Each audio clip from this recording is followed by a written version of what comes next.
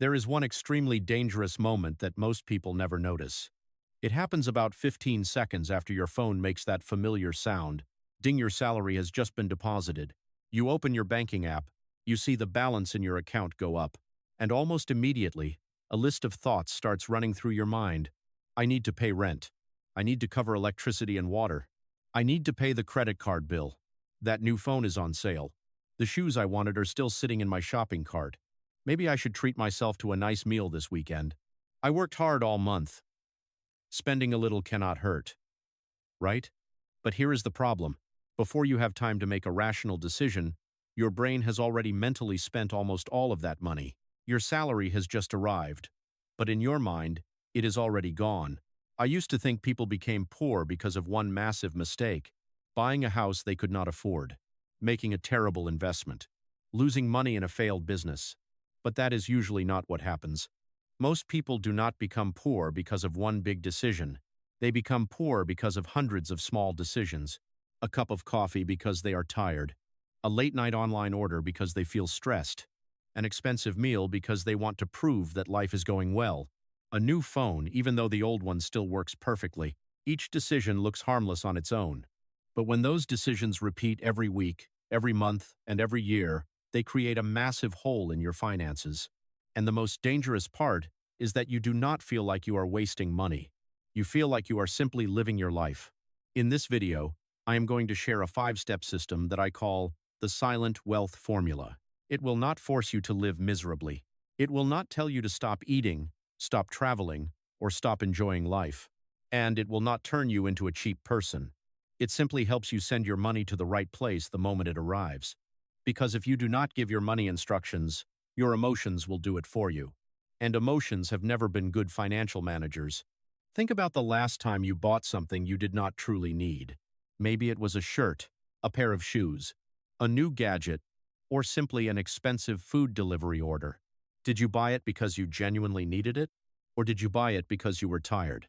Because your boss treated you badly? Because you had an argument with someone? Because life felt stressful and you wanted to reward yourself? Rewarding yourself is not wrong. Human beings are not machines. We work hard, we struggle, and we deserve to enjoy life. But there is a very clear difference between planned enjoyment and emotional spending. Planned enjoyment means you know exactly how much you are allowed to spend. You spend it and still feel calm. You do not regret it.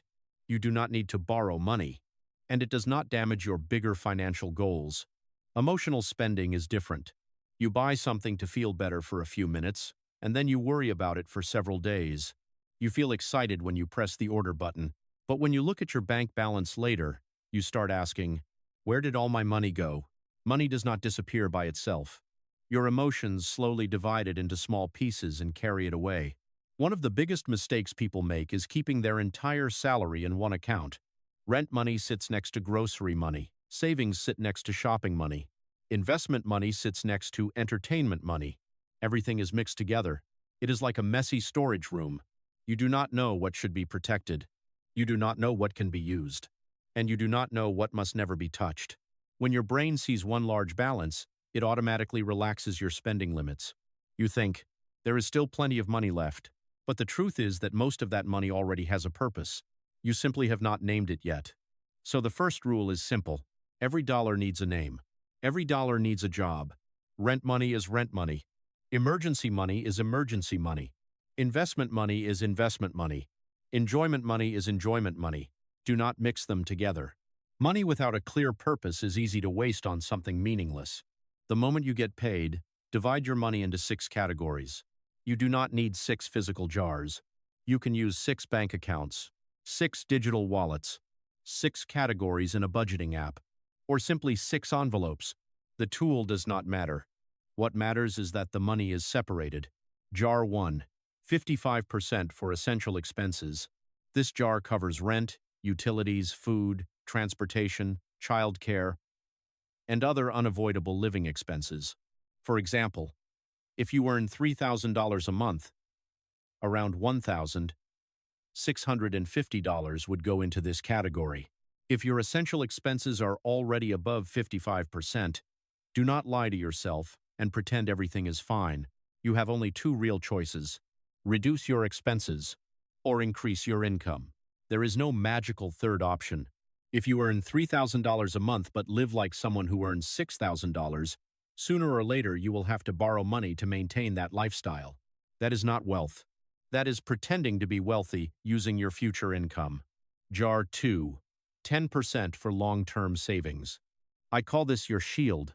This money is not for a new phone. It is not for a vacation. It is not for a new car. It exists to protect you when life suddenly punches you in the face. Job loss, medical bills, car repairs, family emergencies, a sudden drop in income. The stronger your shield, the calmer you become. Jar 3. 10% for financial freedom. This money is used to build assets. You can invest it in index funds, stocks, bonds, a business, or other income-producing opportunities. But remember this: investing does not mean throwing money into something you do not understand. Do not rush into an investment because someone online is showing off their profits. Do not hand over your savings because someone says this is your last chance. When you do not understand something, learn first. When you are uncertain, move slowly. A high return you do not understand is often just a beautifully decorated trap. Jar 4. 10% for education.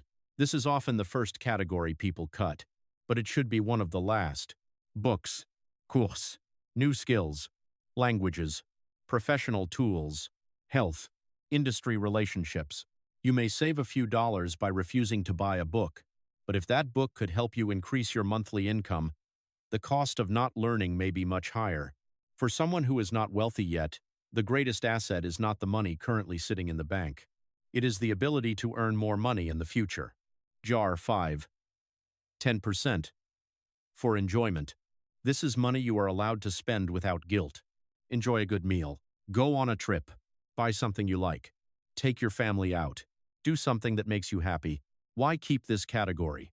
Because a system that is too harsh will not survive. If you force yourself to avoid every pleasure, eventually you may explode and spend far more than you planned. Discipline does not mean punishing yourself.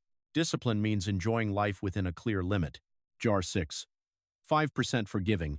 You may use this money to help your family, support a charity, help someone in need, or contribute to something you believe matters.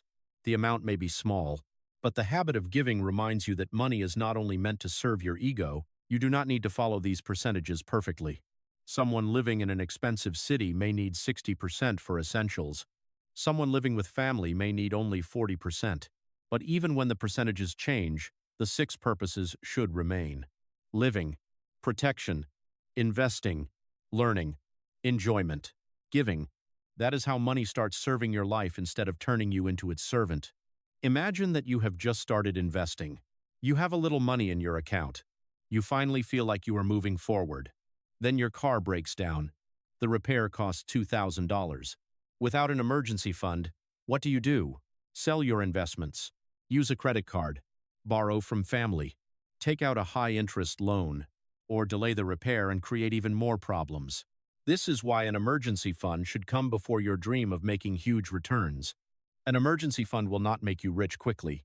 It will stop one unexpected event from making you poor. A good target is 3 to 6 months of essential living expenses. If you need $2,000 a month to live, your emergency fund should eventually reach between $6,000 and $12,000. That may sound like a lot, but you do not need to build it tomorrow. You simply need to keep adding money every month. $100, $200, $500. Slow is fine. Stopping is not. After that, you need to face your bad debt, especially credit card debt and high-interest consumer loans.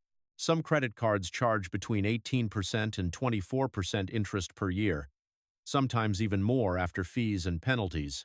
You may be trying to earn a 10% return from investing while your debt quietly takes 20% away from you. That is like pressing the gas pedal while pulling the handbrake. One method you can use is called the debt avalanche.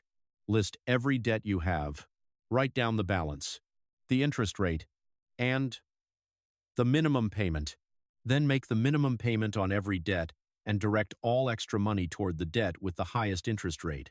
Once that debt is gone, move all that money to the next one. Keep going until the fire is completely extinguished. Some people prefer paying off the smallest debt first because it creates psychological momentum. That method can also work. But mathematically, paying the highest interest debt first usually saves more money. The most important thing is not the name of the strategy. The most important thing is that you stop pretending the debt does not exist. Debt does not disappear because you refuse to open your banking app. It simply keeps growing in the dark. There is another trap that appears when your income starts rising. You think your financial problems are finally over, but many people earn more money and still fail to keep any of it. Their salary goes up, so they buy a new phone. They receive a bonus, so they upgrade their car. Their income improves, so they move into a more expensive home. They call it upgrading their lifestyle. But in many cases, it is simply lifestyle inflation. Every time income rises, spending immediately rises with it. Eventually, someone earning $3,000 a month has no money. Someone earning $6,000 a month also has no money. And someone earning $15,000 a month is still anxious before the next bill is due. Different income, same financial condition. Imagine you used to earn $4,000 a month. Now your income rises by another $2,000. Do not immediately treat the entire extra $2,000 as spending money. Move at least $1,000 to $1,500 directly into investments, savings, or debt repayment. You are still allowed to improve your lifestyle. Just make sure your lifestyle grows more slowly than your income.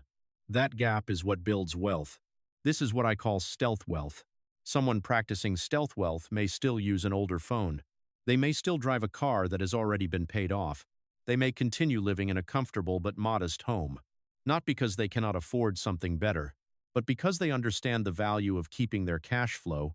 A new car does not only have a purchase price, it also has depreciation, insurance, maintenance, loan interest, and the opportunity cost of the money that could have been invested. A luxury item does not only take your money once, it can pull you into a race where you need to buy even more things to match it. A better watch requires better clothes. A better car makes you want a better home. A better home makes you want more expensive vacations. And eventually, you start living only to protect an image. That is a golden cage. It may look beautiful from the outside, but it is still a cage. Real wealth is not the ability to buy everything. It is the ability to feel no need to buy something just to prove yourself. You do not need designer clothes so strangers think you are successful. You do not need a new car so your coworkers become jealous. You do not need to post an expensive restaurant bill online to prove that your life is impressive. People who constantly need to prove they are wealthy are often deeply controlled by the opinions of others. People with real financial strength buy based on value, not based on ego. One of the most common financial mistakes is saying, "I will save whatever is left at the end of the month." Let me be honest. At the end of the month, there is usually very little left. Spending has an incredible ability to expand and consume whatever money is available. If you have $1,000, you will find a way to spend close to $1,000. If you have $3,000, you may also find a way to spend close to $3,000. If you have $10,000 and no system, your lifestyle will eventually create enough reasons to spend close to $10,000. So do not save what is left after spending. Spend what is left after saving. The moment your salary arrives, set up automatic transfers. Emergency money goes into the emergency account. Investment money goes into the investment account. Debt repayment money goes toward debt. Education money goes into a separate fund. Enjoyment money goes into a separate spending account. You should not need to fight with yourself every month. You should not have to open your banking app and ask, "Should I save money this month?" That decision must be made in advance. The system needs to act before your emotions appear. Willpower is not as reliable as you think. When you feel healthy, you are disciplined. When you are happy, you are rational. But when you are tired, stressed, lonely, or frustrated, your willpower becomes weaker. One well-timed advertisement, one limited-time discount, one invitation from a friend, one thought that says, "I deserve this," and suddenly the plan disappears. An automated system never gets tired. It does not become emotional. It does not get tempted. It does not shop online at midnight. It simply follows the instructions you already created. That is intelligent discipline. You are not forcing yourself to fight temptation every single day. You are designing an environment where you do not need to keep fighting. Schedule the transfers for payday. If your salary arrives on the first day of the month, move the money on the first or second day. Do not wait until the fifth. A few empty days are enough for your emotions to take part of that money away. You should also avoid checking your emergency and investment accounts every day. You do not need to stare at them. You do not need to feel excited or depressed by every small market movement. Automate the process. Review it periodically. Then continue living and working. Money is like a tree. You cannot dig it up every day to check whether the roots are growing. You simply water it, keep it in the right environment, and give it time. Imagine two people who both earn $4,000 a month. The first person receives his salary and keeps all of it in one account. He pays his bills. He eats out. He shops. He rewards himself. At the end of the month, if $200 remains, he moves it into savings. Some months, nothing is left. Other months, there is only a little. When he gets a raise, he upgrades his car and moves into a better apartment. After 5 years, his income is much higher than before, but his debt is also higher. His fixed expenses are higher, and the pressure to maintain his lifestyle is much greater. The second person earns the exact same salary. The moment the money arrives, 10% goes into an emergency fund. Another 10% goes into investments. A portion goes into education. Another portion is reserved for enjoyment. Only the remaining money is used for living expenses. When he gets a raise, he uses only a small part of it to improve his lifestyle. Most of the extra income continues flowing into assets. During the first few months, the difference between these two people is almost invisible. The first person may even look more successful. He drives a better car, travels more, spends more freely. But after 5 years, the picture begins to reverse. The second person has an emergency fund. He has investments. He has less debt. He has stronger skills. And he has more choices. He can leave a toxic job. He can spend more time with his family. He can remain calm during an economic downturn. He can reject a terrible client. He can try a new opportunity without worrying about how he will buy food next month. The difference was not their salary.